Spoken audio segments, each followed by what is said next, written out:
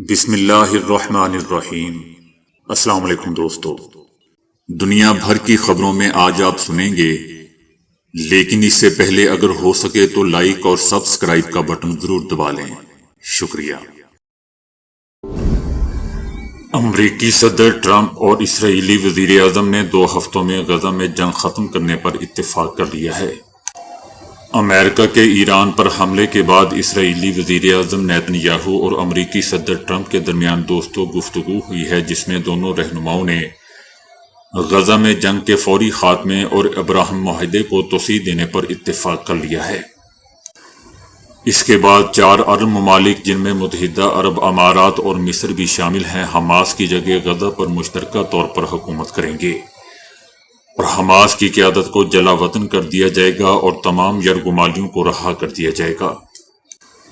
تاہم دوستو، عرب اتحادی بارہا اس بات پر زور دے چکے ہیں کہ وہ غزہ کی جنگ کے بعد اس کی تعمیر نو میں اس وقت تک شریک نہیں ہوں گے جب تک اسرائیل فلسطینی اتھارٹی کو غزہ میں قدم رکھنے کی اجازت نہیں دیتا، تاکہ مستقبل میں 2 ریاستی حل کی راہ ہموار ہو سکے۔ لیکن نیتن یاہو نے فلسطینی اتھارٹی کے کسی بھی کردار کو یکسر مسترد کر دیا ہے، اور اس کے علاوہ دوستو، حماس کی قیادت نے بھی طویل عرصے سے جلا وطنی کے مطالبات کو رد کر دیا ہے، مسترد کر دیا ہے۔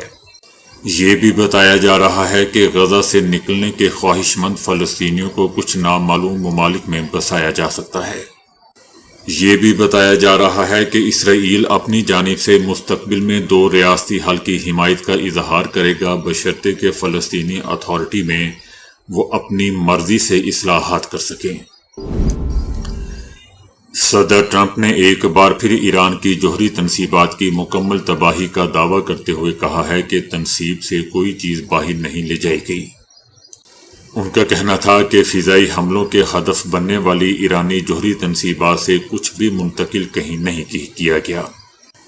صدر ٹرمپ کا کہنا تھا کہ انہیں ایسی کوئی انٹیلیجنس رپورٹ نہیں موصول ہوئی کہ ایران نے یورینیم کو امریکی حملوں سے بچانے کے لیے اس سے پہلے ہی کہیں اور منتقل کر لیا تھا۔ امریکی صدر کا کہنا تھا کہ تنصیبات سے کچھ بھی نہیں نکالا گیا۔ یورینیم بہت بھاری ہونے کے علاوہ اس کو نکالنا بہت وقت طلب اور انتہائی خطرناک ہوتا ہے، جسے منتقل کرنا بہت ہی مشکل ہوتا ہے۔ بین الاقوامی میڈیا اور انٹیلیجنس ذرائع میں دوستو یہ بحث جاری ہے کہ ایران نے ممکنہ طور پر اپنی افزودہ یورینیم یا حساس جوہری مواد کو حملوں سے پہلے ہی محفوظ مقام پر منتقل کر لیا تھا۔ تاہم صدر ٹرمپ اور ان کی انتظامیہ کا کہنا ہے کہ اس کا کوئی ثبوت ابھی تک نہیں ملا۔ صدر ٹرمپ کا کہنا تھا کہ سیٹلائٹ تصاویر میں دکھنے والی کاریں اور ٹرک شافٹ بند کرنے کا کام کر رہے تھے۔ تنصیب سے کچھ بھی باہر لے جانا اتنا آسان نہیں ہوتا۔ ان کا کہنا تھا کہ ویسے بھی ہم نے ٹرکوں کو سکین کیا تھا، اس میں کچھ بھی نہیں تھا۔ صدر ٹرمپ کا کہنا تھا کہ ہم نے ایران پر اتنی شدت اور تیزی سے حملہ کیا کہ وہ کچھ بھی منتقل نہیں کر سکے۔ لیکن دوستو یاد رہے کہ CIA کی رپورٹ میں کہا گیا ہے کہ ایران کا کچھ بھی نقصان نہیں ہوا۔ دوستو، بھارتی حکومت پاکستان سے مار کھانے کے بعد اب بچوں والی حرکتیں کر رہی ہے۔ ایسی بچوں والی حرکتیں کر کے یہ لوگ بہت خوش رہتے ہیں۔ بھارتی ریاست اتر پردیش میں مغلیہ دور سے منسوب تاریخی مقامات کے نام تبدیل کرنے کا سلسلہ جاری ہے، جہاں آگرہ کی ضلعی پنچایت نے فتح آباد اور بادشاہی باغ کے نام بدلنے کی قرارداد بھی منظور کر لی ہے۔ اتر پردیش کے شہر آگرہ میں ضلعی پنچایت بورڈ نے ایک اجلاس میں فتح آباد شہر اور اس کی اسمبلی نشست کا نام تبدیل کر کے سندور پورم رکھنے کی قرارداد منظور کی ہے، جبکہ بادشاہی باغ کا نیا نام شری برہم باغ رکھنے کی تجویز بھی دی گئی ہے۔ یہ فیصلہ دوستو بھارتی افواج کے ایک حالیہ فوجی آپریشن سندور کی یاد میں، جنہوں نے پاکستان سے مار کھائی تھی، بلکہ ٹھیک ٹھاک کھائی تھی، جو کہ اپریل 2024 میں کھائی تھی، مقبوضہ کشمیر کے علاقے پہلگام میں پیش آنے والے ایک حملے کے بعد یہ آپریشن سندور انجام دیا گیا تھا۔ دوستو یاد رہے کہ جس بادشاہی باغ کا نام تبدیل کرنے کی بات کی جا رہی ہے وہ مغل بادشاہ اورنگزیب سے منسوب ایک تاریخی باغ ہے۔ جو فتح آباد کے قریب واقع ہے۔ تجویز کردہ نیا نام شری برہم باغ کا تعلق دوستو بھارت میں تیار کیے جانے والے برہموس میزائل جو پاکستان کے خلاف ناکام ہو گئے تھے اور ہندو دیوتا برہما سے جوڑا جا رہا ہے۔ فتح آباد کو پہلے دوستو سمو گڑھ کے نام سے جانا جاتا تھا، تاہم 1658 میں اورنگزیب نے اپنے بھائی دارا شکوہ کو جنگ سمو گڑھ میں شکست دینے کے بعد اس مقام کا نام تبدیل کر کے فتح آباد رکھ دیا تھا۔ بھارت نے گزشتہ چند سالوں سے بچوں والی حرکتیں کرتے ہوئے مسلمان حکمرانوں کے دور کے نام عمارات اور نشانات کو مٹانے یا تبدیل کرنے کے رجحان میں اضافہ دیکھا جا رہا ہے، جس پر تاریخ دانوں اور اقلیتوں کے نمائندوں نے بارہا تحفظات کا اظہار کیا ہے۔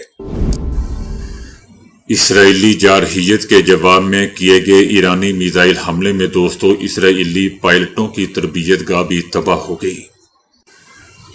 ایرانی میزائل حملے نے بیر شیوا میں واقع بنی گوریون یونیورسٹی آف نیگیو کی کئی تحقیقی تجربہ گاہوں کو بھی تباہ کر دیا جو اسرائیلی فضائیہ کے پائلٹس کی تربیت میں اہم کردار ادا کر رہی تھیں۔ 19 جون کو ایک ایرانی بیلسٹک میزائل حملے نے بنی گوریون یونیورسٹی کی 6 تجربہ گاہوں کو مکمل طور پر تباہ کر دیا اور 9 دیگر کو شدید نقصان پہنچایا۔ جوابی ایرانی حملے نے طب اور حیاتیات میں متنوع تحقیقاتی منصوبوں پر برسوں کی محنت کو مٹا دیا۔ اس کے علاوہ ایرانی میزائل حملوں نے حیفا، تل ابیب اور بیر شیوا میں واقع کم از کم 4 یونیورسٹیوں اور ٹیکنالوجی انسٹی ٹیوٹ کو مکمل طور پر تباہ کر دیا یا شدید ترین نقصان پہنچایا۔ اس کے علاوہ بنیادی ڈھانچے پر بھی حملے ہوئے جن میں بازان آئل ریفائنری، حیفا اور ہدیرہ پاور سٹیشنز، شدود پاور پلانٹ، بن گوریون ایئرپورٹ اور وائزمان انسٹی ٹیوٹ آف سائنس شامل ہیں۔ جبکہ تل ابیب اسٹاک ایکسچینج کی عمارت کو بھی نشانہ بنایا گیا۔ ایران کی جنگ بندی سے پہلے آخری حملے میں 14 بیلسٹک میزائل مختلف فوجی اور لاجسٹک مقامات پر بھی داغے گئے تھے۔ لیکن دوستو یہ بات بھی یاد رہے کہ اسرائیلی حکومت میں ہونے والے مکمل نقصانات کی تفصیلات اب بھی غیر واضح ہیں، کیونکہ اسرائیل نے معلومات تک رسائی پر سخت بندش نافذ کر رکھی ہے۔ اس لیے بتایا جا رہا ہے کہ نقصان اس سے کہیں زیادہ ہوگا۔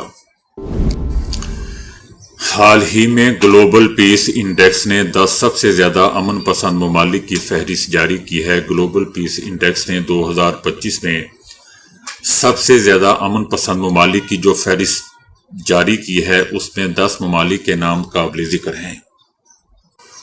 آئس لینڈ مسلسل 17ویں سال دنیا کا سب سے پرامن ملک تشدد یا مسلح تنازعات سے پاک رہا اور اس بار بھی وہ سر فہرست ہے۔ آئر لینڈ دوسرے نمبر پر ہے جبکہ نیوزی لینڈ تیسرے نمبر پر۔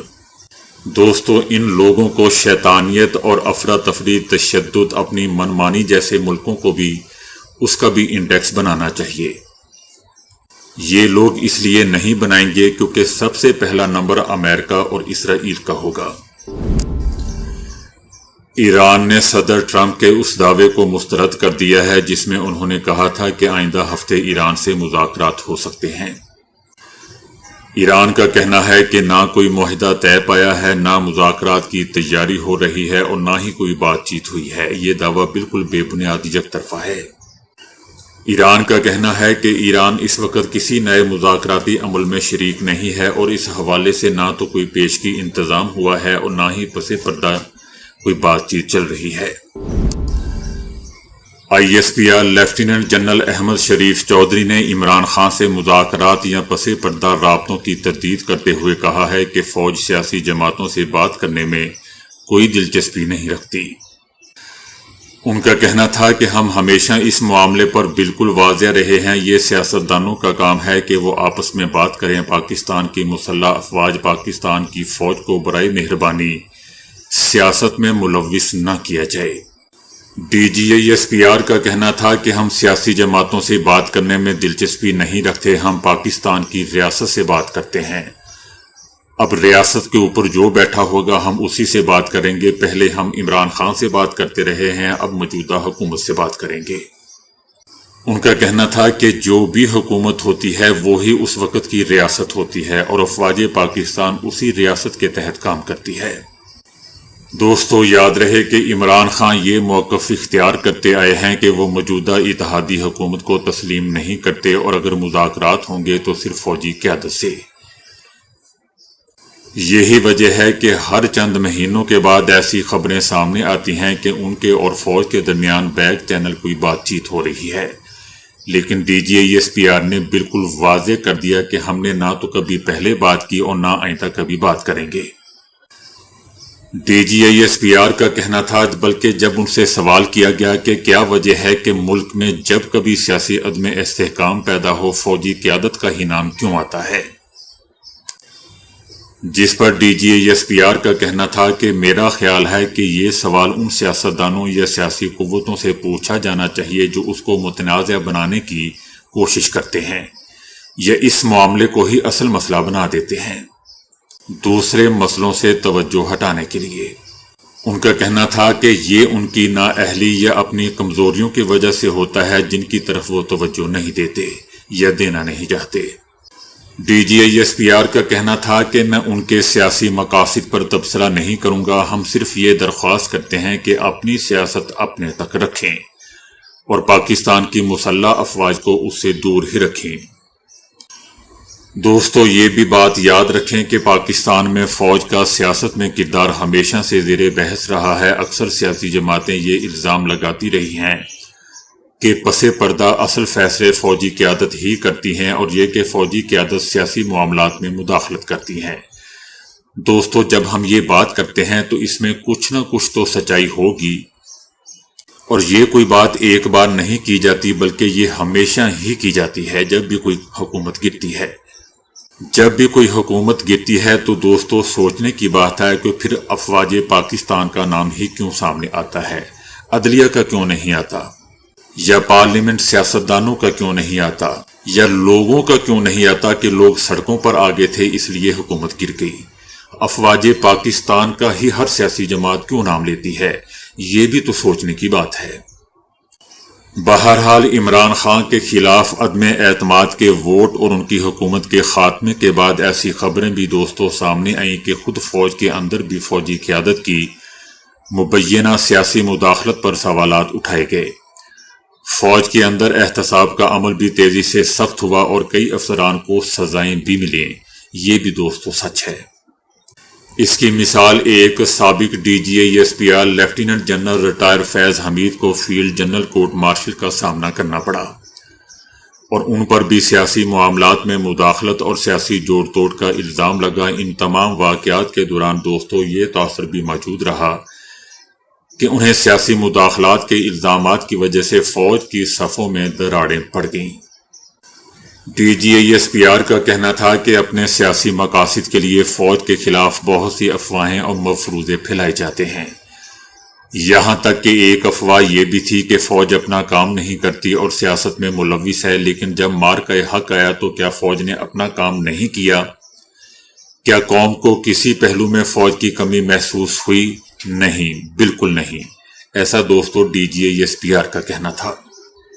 ان کا مزید کہنا تھا کہ ہم اپنی پیشہ ورانہ ذمہ داریوں پر مکمل توجہ دیتے ہیں اور ہماری وابستگی پاکستان کے عوام کی علاقائی سالمیت اور خود مختاری اور پاکستانیوں کے تحفظ سے ہے۔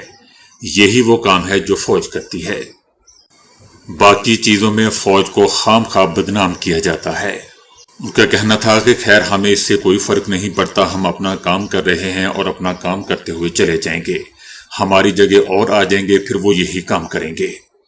اس سے کوئی فرق نہیں پڑتا کہ ہمیں لوگ کیا کہہ رہے ہیں، بلکہ لوگ ہمیں تو پیار دیتے ہیں، سیاسی جماعتیں ہمیں کیا کہہ رہی ہیں۔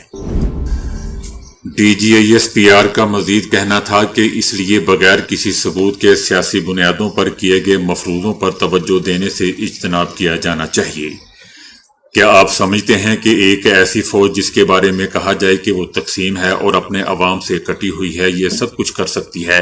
ہرگز نہیں۔ ہم صرف اندرونی طور پر ہی چٹان کی طرح متحد نہیں بلکہ بحیثیت قوم بھی متحد ہیں۔ جب DGISPR سے پوچھا گیا کہ پاکستان میں یہ بحث بھی جاری ہے کہ فوج اپنی اصل ذمہ داری یعنی دفاع کا محدود نہیں ہے بلکہ اب وہ دیگر شعبوں جیسے کہ معیشت، ٹیکنالوجی اور انتظامی امور میں بھی اثر انداز ہو رہی ہے، اس سوال پر کہ فوج پر یہ الزام بھی ہے کہ وہ سویلین معاملات میں مداخلت کرتی ہے اور فوج اپنے منڈیٹ سے ہٹ رہی ہے، جس پر DGISPR کا کہنا تھا کہ پاکستان کی فوج متعدد مواقعوں پر سیاسی حکومت چاہے وہ وفاقی ہو یا صوبائی ان کے احکامات اور ہدایات پر عمل کر رہی ہوتی ہے، جس سے ایسا تاثر ملتا ہے کیونکہ اپوزیشن نے کوئی تو کوئی بات کرنی ہی ہوتی ہے، کیونکہ اپوزیشن کوئی بھی ہو وہ ہمیشہ حکومت کے خلاف ہوتی ہے جبکہ ہم نے حکومت کی بات ماننی ہوتی ہے، اس لیے اپوزیشن باقی چیزوں کی ذمہ داری بھی ہم پر ڈال دیتی ہے جبکہ اس کو حکومت پر ڈالنی چاہیے، کیونکہ جو حکومت نے کہنا ہے چاہے وہ عمران خان کی ہو یا کسی کی بھی ہو، ہم نے اسی کی ہی بات ماننی ہوتی ہے۔ ماضی میں دیکھ لیں 3 سال ہم نے ہمیشہ عمران خان کی بات ہی مانی ہے، عمران خان کو ہم نے نہیں اتارا بلکہ وہ باقاعدہ ایک عدم اعتماد تحریک کے تحت اترے ہیں۔ عمران خان کے لوگ اگر اپنی جماعت سے اتنے ہی مخلص ہوتے تو پھر بعد میں اسے علیحدہ کیوں ہوتے، اور یہ بات بھی فوج پر ڈال دی جاتی ہے کہ یہ فوج کا کام ہے۔ DGISPR کا کہنا تھا کہ عمران خان کے دور میں ہم سے کسی کو کوئی مسئلہ نہیں تھا تو پھر اب کیوں ہے؟ ان کا کہنا تھا کہ اس ملک میں جب پولیو ٹیمیں ویکسین کے لیے نکلتی ہیں تو فوج ہی ان کے ساتھ ہوتی ہے، جب وابڈا بجلی کے میٹر چیک کرنا چاہتے ہیں تو فوج کو ساتھ لے جانے کی درخواست کی جاتی ہے کیونکہ مقامی لوگ وہاں مسئلہ کھڑا کر دیتے ہیں۔ اس ملک میں اپنی سروس کے دوران میں نے نہریں بھی صاف کی ہیں، ہم عوام کی فوج ہیں، اور جب بھی حکومت وقت کی حکومت ہوگی چاہے وفاقی ہو یا صوبائی، جب وہ ہمیں کہتی ہے تو آرمی حتی الامکان حد تک پاکستانی حکومت اور عوام کے لیے ہی آتی ہے، چاہے وہ کسی کا بھی دور ہو۔ آپ ماضی کو اٹھا کر دیکھ لیں۔ ان کا کہنا تھا کہ یہ جو داخلی سلامتی کے لیے فوج خیبر پختونخوا اور بلوچستان کے علاقوں میں موجود ہے وہ بھی صوبائی حکومت کے احکامات پر ہے۔ ہم یہ فیصلے خود نہیں کرتے، یہ سیاسی قوتیں طے کرتی ہیں کہ فوج کو کہاں تعینات کیا جائے۔